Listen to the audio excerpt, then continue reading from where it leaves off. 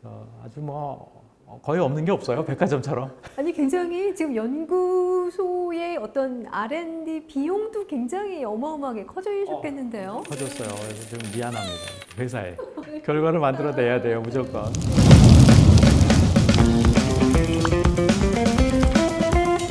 센터에 계시다가 다시 나는 제약회사 쪽으로 또 오셨어요. 근데 그게 이전에 있었던 메디칼 부서가 아니라 또 이제 R&D 쪽으로 오셨어요. 저는 풀팩터가 더 컸다고 생각해요. 그러니까 이제 제약 산업에 어떻게 우연히 몸을 담궜지만 거의 다 해봤잖아요. 다 해봤는데 이 앞에를 못 해봤더라고요. 제일 앞으로 가야겠다. 그거를 굉장히 하고 싶었는데 기회가 온 거지요. 사실 그 회사가 제가 보면 굉장히 굴지의 국내 제약회사인데 거기에 가고자 하는 수많은 전문가들이 있으셨을 텐데요. 소장님을 선택하신 이유는 뭐라고 생각하세요? 제약 산업은 테크닉한 문제도 있지만 진짜 중요한 건 판단이다. 그런 쪽은 제가 잘할 수 있으니까 빨리 파악하고 이해하는 거는 그동안 훈련이 되어 있으니까 그런 거를 할 수 있다라고 주장을 했죠. 실제 R&D에서의 이런 커스터머 이노베이션 리더십은 어떨까요? 저도 사실은 그 영역은 제가 잘 몰라서요. 그 사이언티스트들이 굉장히 고집이 세요. 예. 연구소도 가보니까 1팀, 2팀, 3팀 해놓고 1팀, 2팀, 3팀이 하는 일이 거의 비슷한 거예요. 아침에 나는 출근해서 하루 종일 있다가 집에 가는지에 대한 목표가 없더라고요. 근데 이거는 저는 완벽하게 리더십 문제라고 생각을 했어요.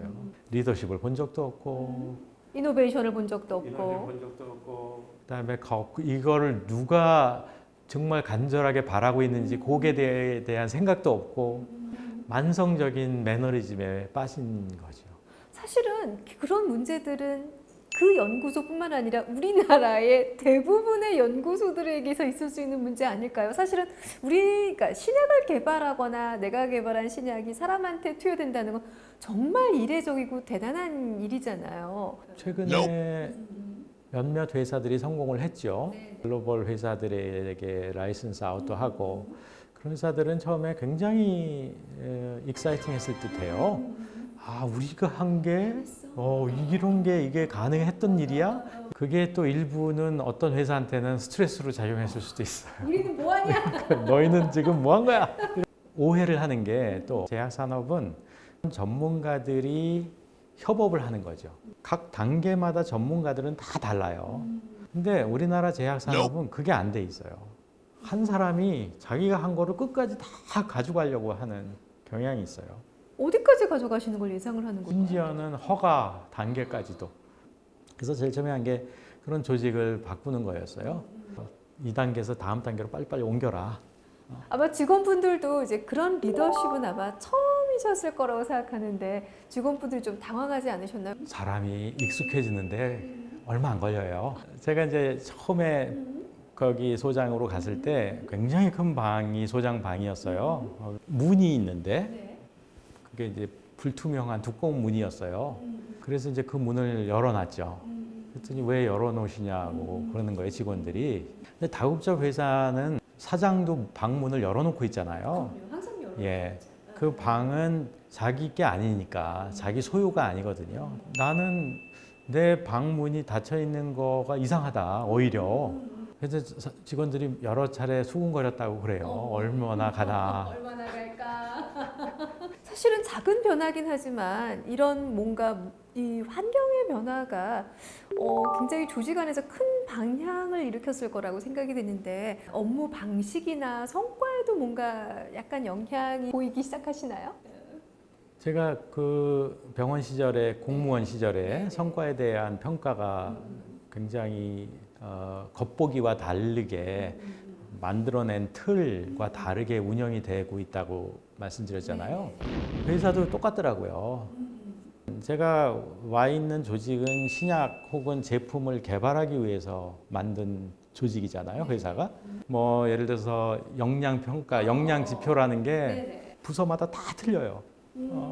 그리고 뭐 책을 잘 읽느냐 뭐 이런 엉뚱한 지표를 가지고 이 친구들을 평가를 하고 있는 거예요. 휴가 일수 가지고도 평가를 하고 독서. 야, 너네 영양평가 지표 만들어 와. 그러면 뭐 기기 사용을 잘하느냐, 뭐 이런 것들로 해서 지표가 부서마다 다 틀린 지표를 가지고 있는 거예요. 그래서 그거 다 사장님하고 얘기해서 했더니 하고 싶은 대로 하라고 하더라고요. 에자일 팀. 그래서 하고 싶은 대로 했죠. 그래서 다 없애고 오로지 그 신약이든 제품이든 개발하는 데에 도움이 되느냐 안 되느냐로만 지표만 남기고 다 없애버렸어요. 그렇게 조직을 바꿔서 이 연구소가 어떤 모습이 되길 기대하세요? 제가 2017년 말에 와서 실제로 일한 건 2018년부터인데요. 그때 저희 연구소의 파이프라인이 5개, 6개 정도 됐어요. 지금 30개거든요. 몇 년 사이인데 엄청난 변화가 있었죠. 그렇죠. 이게 뚝딱뚝딱 쉽게 만들어지는 건 아니잖아요. 네. 지금 2년 반도 안 됐는데 그렇게 됐어요. 모든 걸 다 총동원한 거죠. 그 다음에 중국을 많이 쓰기 시작했어요. 중국은 똑똑한 사람들도 많고요. 굉장히 속도도 빠르고 잘 훈련된 사람들이 많아요. 합성이라는 건 시간이 필요한 일이거든요. 이게 또 계속 연속적으로 해야 되는 일들인데. 러프하게 얘기하면 1억 정도 돼요. 네. 그러면 우리가 10억을 내면 10명을 사는 거고요. 20억을 내면 20명을 사는 거예요. 그래서 걔들은 우리 직원이에요. 그러네요. 중국 지사 어떻게 보면 중국에 있는 우리 연구 부원들이네요. 그렇죠. 네네. 그래서 계속 소통하면서 그래서 예를 들어 야 이번 주에 합성할 거야. 그러면 딱 주면 얘들은 계속 리포트를 쓰면서 저희가 그 시스템에 가서 얘들 진도 체크를 할 수 있어요.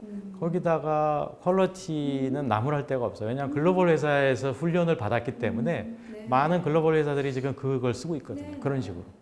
야, 어떻게 보면 되게 효율적인 조직이기도 하지만 한국에 있는 많은 연구원들한테 위기이기도 하네요. 그렇죠. 위기이기도 해요. 그게. 그러면은 저는 그 5개 물질들을 주로 어떤 치료군이라든가 어떤 방향으로 지금 이제 연구 개발이 진행이 되고 계실까요?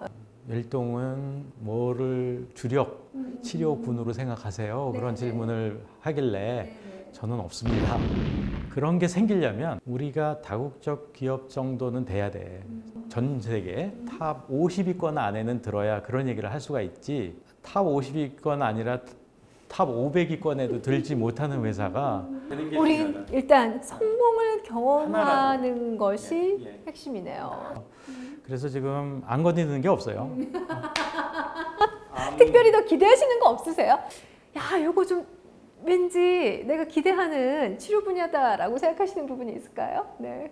암은 항상 뭐 제일 중요한 그다음에 가장 수익이 높은 분야죠. 그래서 암은 굉장히 저희 파이프라인도 많고요. 제가 정신과를 했으니까 CNS 영역에 관심이 많고 특히 치매, 알츠하이머 질환에 대한 관심이 계속 있고요. 그다음에 눈 질환들 관심이 많아요. 저희는요. 눈이 앞에서부터 뒤까지 이 작은 이 장기로 보면 제일 작은데 병도 많아요. 근데 특히 노화와 관련된 병들, 뭐 황반변성, 막 그다음에 녹내장, 황반변성, 뭐 포도막염 이런 병도 많고. 그래서 눈은 상대적으로 임상 시험도 쉽고 간단하고 약물 개발도 상대적으로 쉬워요. 왜냐하면 이게 이 겉으로만 액으로 만들어서 하는 거니까 먹는 게 아니니까요. 그래서 눈에 대한 이제 치료제들이 여러 개가 지금 개발 중에 있고요. 재미난 것들도 많습니다. 환자들 오랫동안 누워 있으면 못 걷잖아요. 소진돼서 노인분들. 그래서 근육을 계속 유지하게 시켜주는 그런 좀 약이라든지. 그다음에 이번에 코로나 때문에 생긴 문제 중에 사람을 살리는데 제일 중요한 게 이 급성 호흡부전이거든요. 그거에 대한 약들도 있고요.